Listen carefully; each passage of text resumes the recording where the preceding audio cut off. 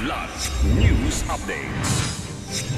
Mga balita ngayon, pagpapatrolya ng militar sa Leyte na uwi sa engkwentro laban sa NPA.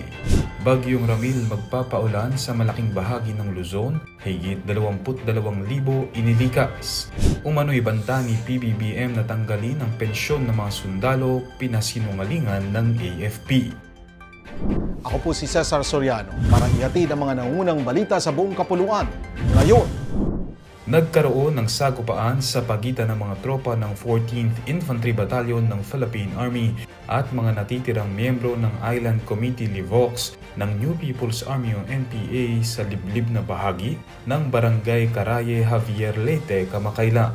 Ayon sa ulat, nagpapatrolya ang militar matapos makatanggap ng ulat ng pangungutong ng pagkain mula sa mga residente. Nahuli nila sa aktong dumarating si Fermin Gozon alias Jaguar na armado ng mahabang baril dahilan ng halos 10 minutong putuka.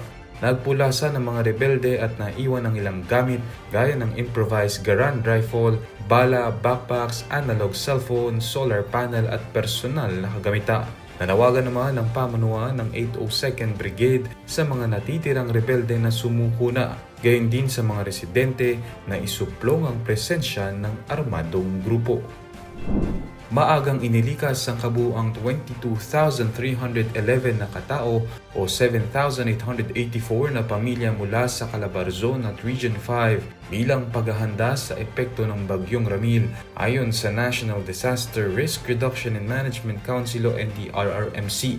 Sa ulat ng Pag-asa kaninang alas 5 ng umaga, nananatili ang lakas ng bagyo habang tinatawid nito ang baybayin ng Alabat, Quezon. Itinaas ang Tropical Cyclone Wind Signal No. 2 sa 17 lugar, kabilang ang northern portion ng Metro Manila, habang may gale warning sa silangan at kanlurang baybayin ng Luzon.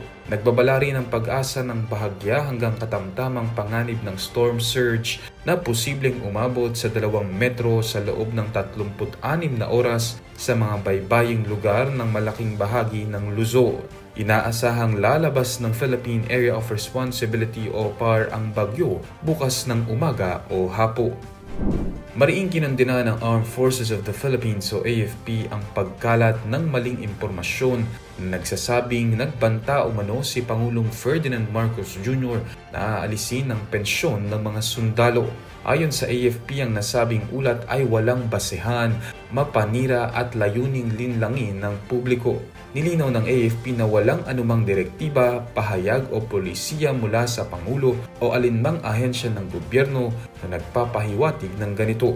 Sa katunayan, patuloy umanong pinapakita ng administrasyon ng buong suporta nito sa mga kasundaluhan, lalo na sa pagpapanatili at pagprotekta ng kanilang mga pensyon at benepisyo.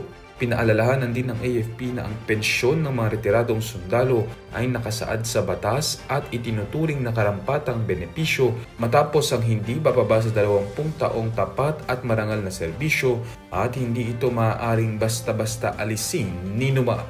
Para sa Kidlat News Channel, ako si Renz Zelenon, nag-uula. ako po si Cesar Soriano, kasama nyo sa bawat pagbuto ng balita.